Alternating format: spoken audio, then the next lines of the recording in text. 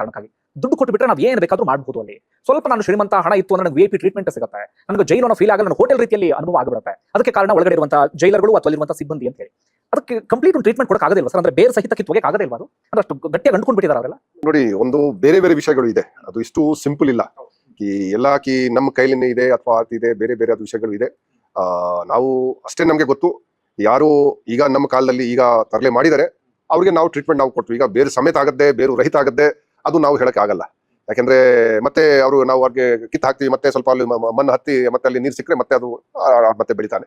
ಈಗ ನಾವು ಅವ್ರದ್ದು ಎಲ್ಲ ನಮ್ದು ಜನ ಇಲ್ಲಿ, ನಾನು ಈಗ 3 ತಿಂಗಳ ಹಿಂದೆ ಬಂದಿದ್ದೇನೆ, ಆದ್ರೆ ಇಲ್ಲಿ 30 ವರ್ಷದಿಂದ ಕೆಲಸ ಮಾಡೋರು ಇದ್ದಾರೆ. ಅವ್ರು 20 ಜನ ADG ಗಳಿಗೆ ನೋಡಿರ್ಬೇಕು, 10 ಜನ DG ಗಳಿಗೆ ನೋಡಿರ್ಬೇಕು, ಎಷ್ಟು ಸೀನಿಯರ್ ಆಫೀಸರ್ಗೆ ನೋಡಿರ್ಬೇಕು. ಅವರು ಯಾರು ಬಂದ್ರು ಅವ್ರು ಹಂಗೆ ಹೇಳ್ತಿದ್ರು, ಇನ್ನೊಬ್ರು ಬಂದ್ರು ಇದು ಹೇಳ್ತಿದ್ರು, ಇವರು ಬಂದಿದ್ದಾರೆ ಆಯ್ತು ಎಷ್ಟು ದಿವಸ ಇರ್ತಾರೆ. ಆ ಕೆಲವು ಜನ ಇರ್ತಾರೆ ಏನಾದ್ರು ಮಾಡ್ಕೊಂಡು ಸ್ವಲ್ಪ ಇವರ ಕಾಲ ಏನಿದೆ ಏನಾದ್ರು ದಾಟ್ ಹೋಗೋಣ, ಬದಲಾವಣೆ ಆಗೋದು ಮನಸ್ಸಿರಲ್ಲ. ಯಾವ ರೀತಿ ಮಾತ್ರದಕ್ಕೆ ಸ್ವಲ್ಪ ಏನಾದ್ರು ಅಡ್ಜಸ್ಟ್ ಮಾಡ್ಕೊಂಡು ಏನಾದ್ರು ಮಾಡ್ಕೊಂಡು ಸ್ವಲ್ಪ ಅವ್ರ ಕಣ್ಣಕ್ಕೆ ನಾವು ಬೀಳಬಾರ್ದು, ಏನಾದ್ರು ದಾಟಬೇಕು ಇವತ್ತು ಪೀರಿಯಡ್ಗೆ. ಆದ್ರೆ ಅವ್ರಿಗೆ ಒಂದು ಮನಸ್ಸು ಪೂರ್ವಕ ಕೆಲಸ ಮಾಡೋದು ಆಗ್ಲಿ, ಅದು ಸ್ವಲ್ಪ ಕೆಲವು ಜನಕ್ಕೆ ನಮ್ಗೆ ಅನಿಸಿದಕ್ಕೆ ಸ್ವಲ್ಪ ಅವರು ಮಾಡಲ್ಲ. ಈ ಬಹಳ ಇಲಾಖೆಯಲ್ಲಿ ಹೇಳ್ತಿರ್ಗಿ ಇಲ್ಲ ಹೇಳ್ತಾರೆ ಜನ, ಇಲ್ಲ ಸರ್ ನಮ್ಗೆ ಬಹಳ ಸಿಬ್ಬಂದಿ ಕೊಡ್ತಾ ಇದೆ, ಎಲ್ಲ ಇಲಾಖೆಯಲ್ಲಿ ಸಿಬ್ಬಂದಿ ಕೊಡ್ತಾ ಇದೆ, ಪ್ರಿಸನ್ ಇಲಾಖೆಯಲ್ಲಿ ಕೂಡ ತುಂಬಾ ಸಿಬ್ಬಂದಿ ಕೊಡ್ತಾ ಇದೆ. ನಮ್ಗೆ ಅನಿಸಿದೆ 30 to 35% ವೇಕೆನ್ಸಿ ಸರಾಸರಿ ಇಲಾಖೆಯಲ್ಲಿ ಇದೆ.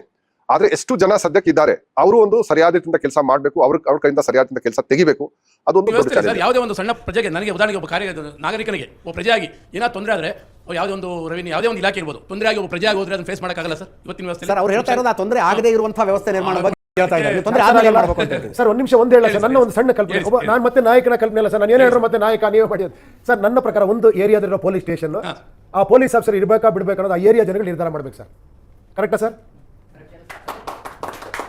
ಸರ್ ಅವಾಗ ಕರಪ್ಟ್ ಆಗಕ್ಕೆ ಸಾಧ್ಯನಾ ಸರ್? ಅಲ್ವಾ?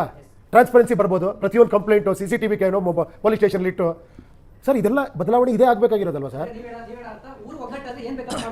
ಸೂಪರ್ ನೋಡಿ, ಅಷ್ಟೇ ಸರ್, ಸಿಂಪಲ್.